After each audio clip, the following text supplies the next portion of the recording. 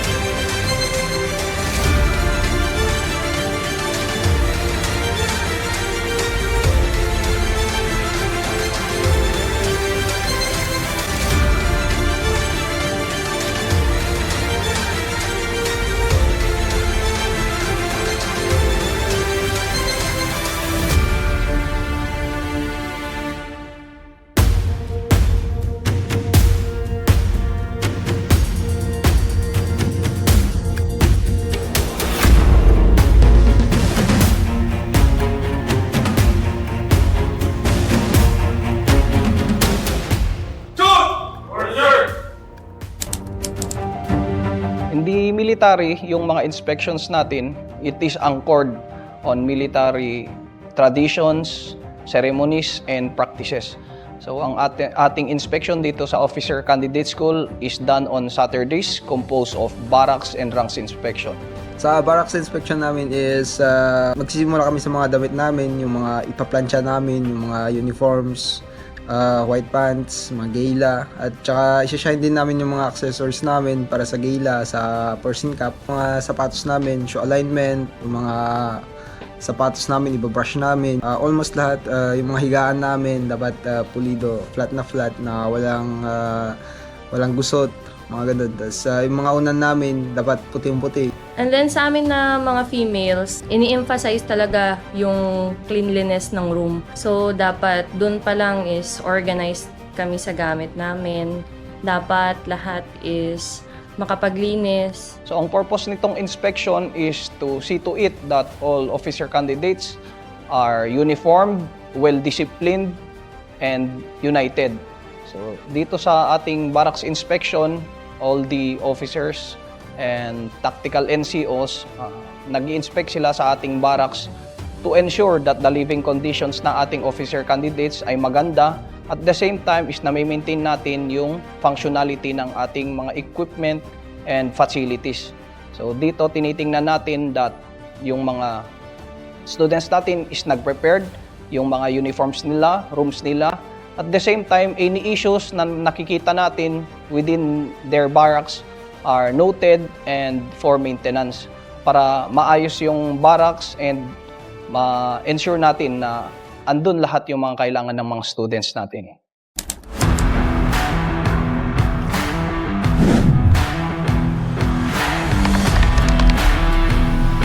Exciting siya kasi mostly nagagamit talaga siya sa real life, sa mga activities o mga self-defense mostly.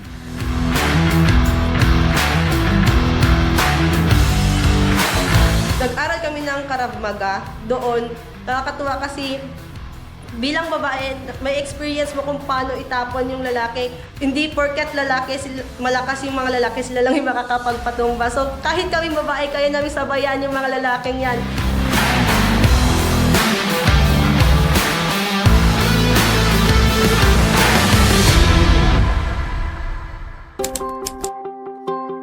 So dito naman po sa ating ranks inspection, it is done naman sa outside the barracks compared dun sa barracks inspection na nasa loob sila ng rooms. Dito sa ating ranks inspection is done on at the Colonel Rigor Road within the Officer Candidate School. So nandito po ating mga officer candidates with their rifles and their uniform, which is gala. And dito, chine-check natin na all their uniforms are well prepared, well maintained, and yung mga equipments nila are complete, clean, and functional.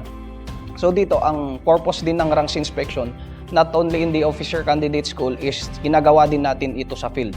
So sa field naman, meron tayong pre-combat inspection. Ang importance naman nun na may instill natin sa mga officer candidates natin is when someday they will become the platoon leaders or second lieutenants in the field, is alam nila na paano mag-conduct ng pre-combat inspection. Dahil dito sa pre-combat inspection sa field, ini-ensure natin na lahat ng mga essential equipments natin and those equipment na kailangan natin dalhin before the combat operation are well prepared and maintained. So, may ensure natin na yung mission natin is successful, na nakaprepare yung mga kanilang lahat ng requirements and equipments para sa combat operations na yun. So dito pa lang sa Officer Candidate School, mini-maintain natin yung mga disiplina na yun para pagdating nila sa field is ma-apply pa rin nila in a different setting nga lang, which is yung combat operation. I am Major Austin Jan Hamora, the Operations Officer of the Philippine Army Officer Candidate School.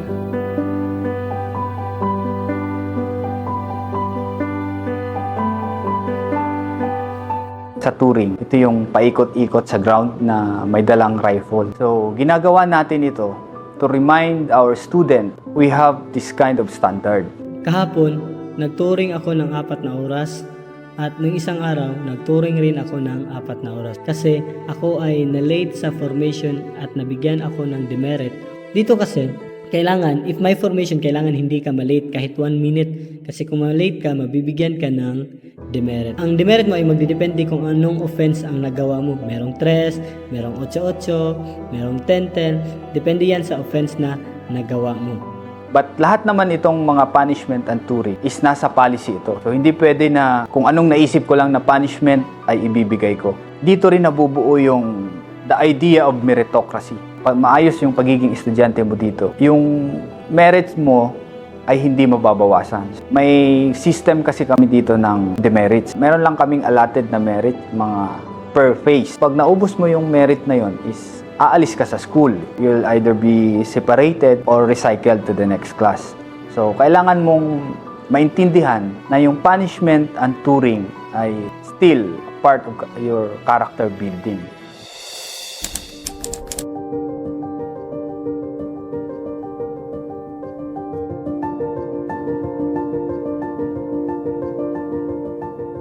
Yung Sunday service, hindi lang siya pahinga physically but also mentally and spiritually.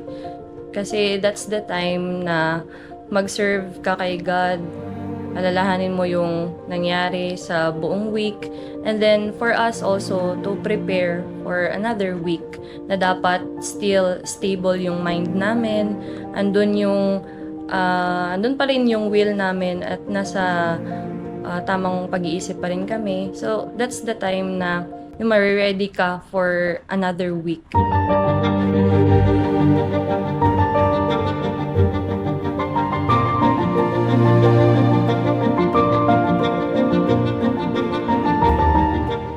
Dating ng Sunday, yun yung pinaka first time talaga na-realize ko na as long as may tiwala ka. Nung first time talaga na Sunday na yun, umiyak talaga ako kasi parang nandyan talaga siya, parang ito yung pahinga talaga ng isang army, parang ito yung nagbibigay lakas sa amin. The values of an army officer are honor, duty, and patriotism. Honor is his reputation is based on his doing what is right, determines what is right, what is wrong, and chooses to do what is right. It is also the basis why the Philippine Army has a very high trust rate. Duty, an army officer when tasked to do something will make sure it is done. He will do whatever it takes to accomplish the task.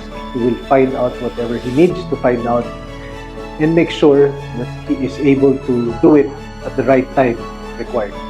Patriotism. An army officer is dedicated to his country. He is willing to risk his life for his country, and if need be, he will die for his country. Medyo kinakabahan ako, sabi ko sa sarili ko, kaya ko ba to? Kasi hindi ko pa nasusubukang gawin yun. Wala kang mahahanap sa buong bansa kung saan ang 25 or 27-year-old recent graduate from college, pagkakatiwalaan ng ganitong responsibility, and authority. Dito lang sa Philippine Army.